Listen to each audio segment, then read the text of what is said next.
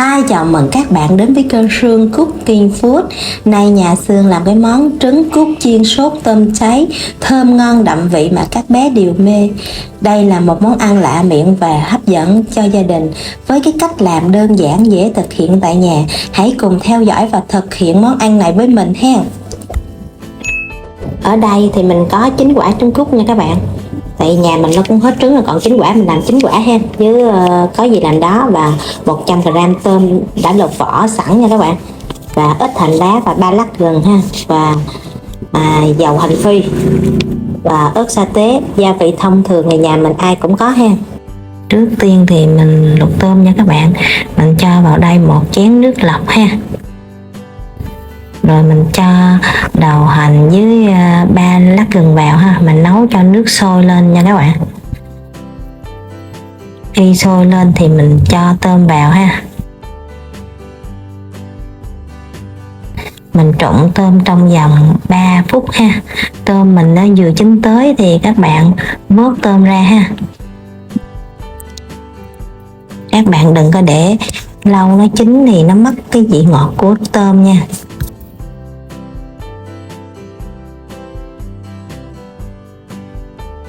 Giờ mình xay tôm ha, mình tận dụng cái máy sinh tố mà mình lấy cái phần mà nhỏ để mình xay hạt á các bạn. Mình bỏ tôm vào đây mình xay luôn ha.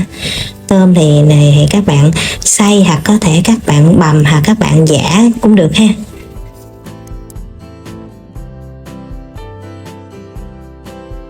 Đây chừng 5 giây là cái phần tôm của mình nó đã nhuyễn như thế này nè các bạn.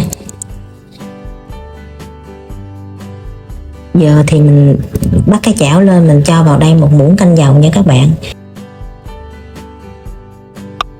Mình cắt cái phần đầu hành trắng như này, mình thả vào để mình phi cho cái phần đầu hành trắng này cho nó thơm lên ha. Nó vừa vàng thơm lên đó. Thì mình cho cái phần tôm vào nha các bạn. Cho hết cái phần tôm đã xay hồi nãy vào. Rồi mình đảo đều để cho cái phần tôm của mình nó được thơm hơn ha. Nó thơm, nó áp chảo nó thơm thì lúc này thì mình cho tí xíu muối tiêu ha, 1 tí xíu thôi nha. Rồi mình đảo đều lên cho cái phần tôm của mình nó dậy cái mùi thơm lên nha các bạn. Rang áp chảo tầm khoảng 4-5 phút để cho phần tôm của mình nửa khô nửa còn ướt, để tôm giữ độ ngọt thịt khi ăn mới ngon hơn ha. Tôm của mình lúc này nó vàng thơm ngon lắm các bạn. Như vậy là được ha. Bắt chảo khác lên, cho vào đây 6 muỗng canh dầu. Khi chiên trứng mình để nhiệt độ 800 nha các bạn. Các bạn đập trứng vào để chiên.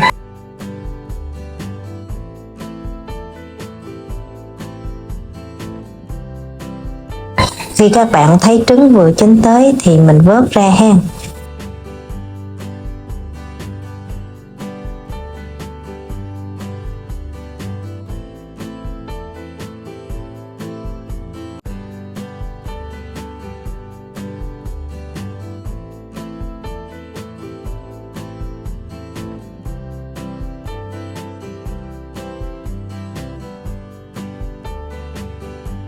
Mình chế cái phần dầu đã chiên trứng ra ha. Giờ mình làm nước sốt. Mình cho vào đây 1 muỗng canh đường, 1 muỗng cà phê ớt sa tế, 2 muỗng canh nước mắm ngon, 3 muỗng canh nước lọc.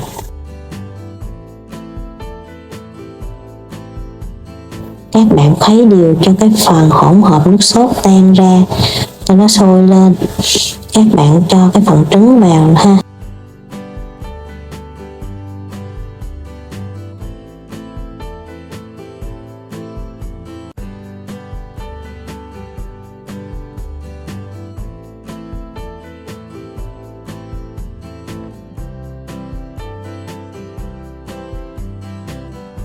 Trở qua trở lại các bạn áo đều cho cái phần trứng của mình nó thấm nước sốt. Lúc này thì mình cho cái phần tôm sấy vào luôn ha.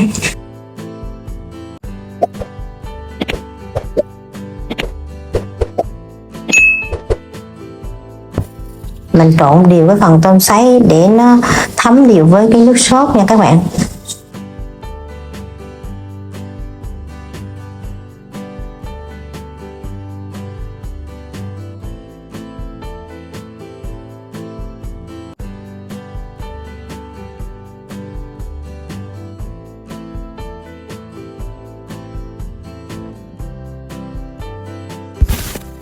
mình cho hành phi vào để trứng của mình nó được thơm ngon hơn ha.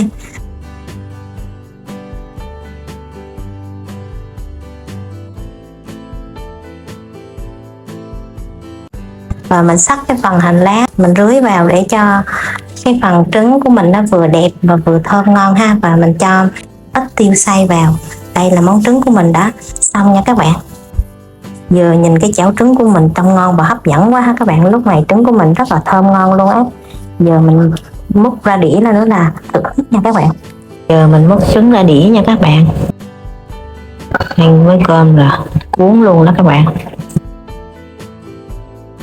Nhìn những miếng trứng cút chiên của mình trông rất là ngon và hấp dẫn luôn ha. Món này ăn cơm ngon lắm các bạn.